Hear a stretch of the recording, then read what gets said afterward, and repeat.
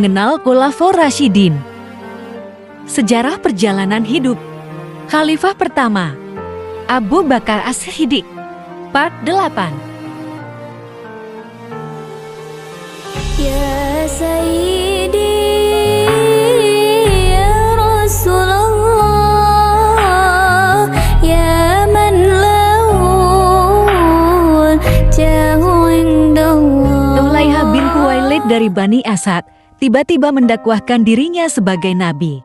Guna mendapatkan banyak pengikut, ia mengaku dapat berbicara dengan malaikat Jibril. Tulaiha tidak mengajak kaumnya untuk menyembah berhala. Ia hanya ingin mengeruk keuntungan guna mendapat kekuasaan saja dengan mengaku sebagai nabi. Orang-orang yang lemah imannya percaya begitu saja padanya, terutama dari kaum Bani Asad. Tidak hanya itu saja, orang-orang dari suku Ghatafan, Subyan, dan lainnya juga berbondong-bondong mengakui Tulaiha sebagai nabi. Bahkan Uyainah bin Hisin dari Qabiyah Fasarah berpidato di depan Bani Ghatafan, "Aku tidak mengenal lagi perbatasan Ghatafan setelah kami terputus dengan Bani Asad. Aku akan memperbarui persekutuan kita yang sudah ada sejak dulu itu dan kita akan menjadi pengikut Tulaiha. Kita lebih menyukai nabi dari kedua sekutu ini daripada nabi dari Quraisy. Nabi Muhammad sudah mati, sedangkan Tulaiha masih hidup." Mendengar ucapan Uyainah, rakyat di kedua suku Arab itu berbondong-bondong menjadi pengikut Tulaiha sehingga mereka menjadi semakin kuat. Umat Islam yang berada di tengah-tengah mereka terpaksa harus menyelamatkan diri ke Madinah. Awalnya Tulaiha tinggal di Samira.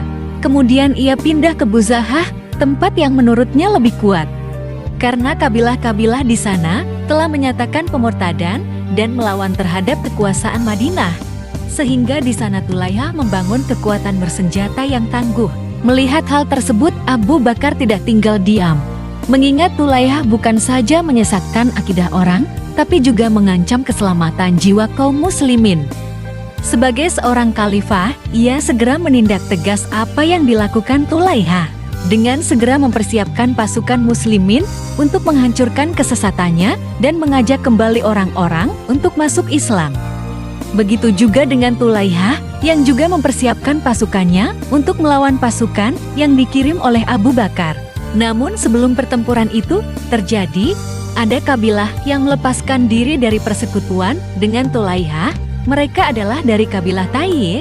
Semua itu berkat perundingan Abu Bakar dengan Adi bin Hatim, salah seorang tokoh dari kabilah Tayy yang datang untuk menyerahkan zakat. Usaha itu akhirnya membawa hasil yang baik. Mereka mau memeluk Islam kembali dan bergabung dengan pasukan muslimin. Setelah itu bertambah juga suku yang melepaskan diri dari Tulaiha, yaitu suku Jadilah. Itu juga berkat Adi bin Hatim yang melakukan perundingan dengan mereka. Adi bin Hatim lebih dahulu menahan Khalid bin Walid dan pasukannya untuk memberi waktu dan tidak langsung menyerang. Khalid pun menyetujui dan hal tersebut membuahkan hasil yang baik karena suku Jadilah menyadari kekeliruan dan memilih bergabung dengan pasukan muslimin.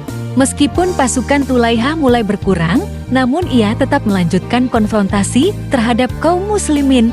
Khalifah Abu Bakar memilih panglima yang terkenal kejeniusannya, Khalid bin Walid, yang membawa pasukannya menuju Buzahah. Terlebih dahulu Khalid bin Walid mengirim Ukasyah bin Misan dan Sabit bin Akram al-Ansyari untuk bernegosiasi damai. Tetapi Tulaiha malah memerintahkan untuk membunuh keduanya. Perbuatan pengecut itu menjadi pembukaan dari pertempuran hebat, di mana pasukan muslimin bertempur dipimpin Khalid bin Walid sementara pasukan kaum murtad dipimpin oleh Uyainah bin Hisin. Lantas di mana Tulaiha? Dia bersembunyi di dalam rumah dan berselubung kain bulu untuk membuat ramalan serta meminta bantuan malaikat Jibril. Pasukan kaum murtad terdesak oleh kegigihan pasukan muslimin serta kecerdasan strategi Khalid bin Walid. Oleh sebab itu, Uyainah segera berlari menemui Tulaiha menanyakan, "Sudahkah Jibril datang?" "Belum," jawab Tulaiha. Uyainah segera kembali ke medan perang untuk membantu pasukannya yang sudah terdesak.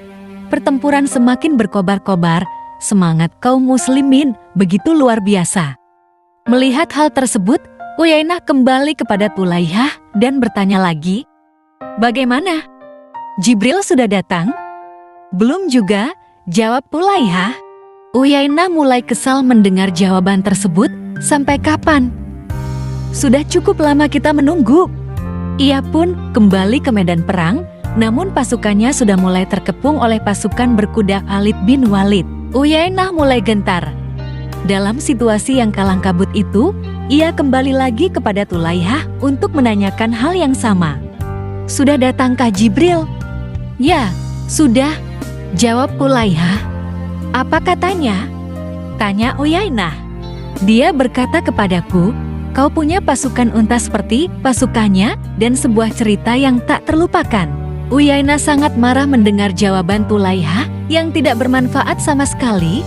Ia menyesal telah menjadi pengikut Tulaihah dan mendengarkan igauan nabi palsu tersebut. Dengan geramnya ia berteriak, Allah sudah tahu bahwa akan terjadi suatu cerita yang tak terlupakan. Ia menemui pasukannya yang sedang bertempur dan berseru, "Hai Bani Fazarah, mari kita tinggalkan dia. Dia pembohong." Bersama pasukannya Uyainah meninggalkan nabi palsu, sedangkan pasukan yang tersisa menjadi bingung. Mereka bertanya kepada Tulaihah, "Apa yang akan kami lakukan?" Tulaihah segera menyiapkan kuda untuk istri dan dirinya. Ketika pengikutnya memanggil-manggil, ia segera naik ke atas kudanya dan berseru kepada mereka, "Siapapun yang dapat berbuat seperti diriku menyelamatkan diri dan keluarganya, maka lakukanlah." Nabi palsu tersebut melarikan diri ke Syam bersama istrinya. Berakhirlah perlawanan Tulaihah tersebut terhadap Khalifah Abu Bakar. Ketegasan yang dipilih Abu Bakar berbuah manis. Sebab janji-janji nabi palsu itu tak terbukti sama sekali kebenarannya dan membuat orang-orang yang murtad menyadari kekeliruan mereka. Tulaihah dalam pelariannya merenungi akibat dari perbuatannya dan kini orang-orang telah mendustakannya. Akhirnya Tulaihah menetap di Bani Kalb dan kembali memeluk Islam setelah mengetahui kabilah-kabilah yang dulu murtad telah kembali ke agama yang benar. Setelah memeluk agama Islam, Tulaihah juga melakukan umrah dan bertemu dengan Khalifah Abu Bakar. Sang Khalifah menerima dengan baik kehadiran Tulaihah sebab ia telah kembali ke jalan yang benar. Bahkan Tulaihah juga ikut serta bertempur dalam barisan pasukan muslimin saat berperang di Irak. Thanks for watch. Don't forget to subscribe, like and comment. Nantikan kisah selanjutnya pada video berikutnya.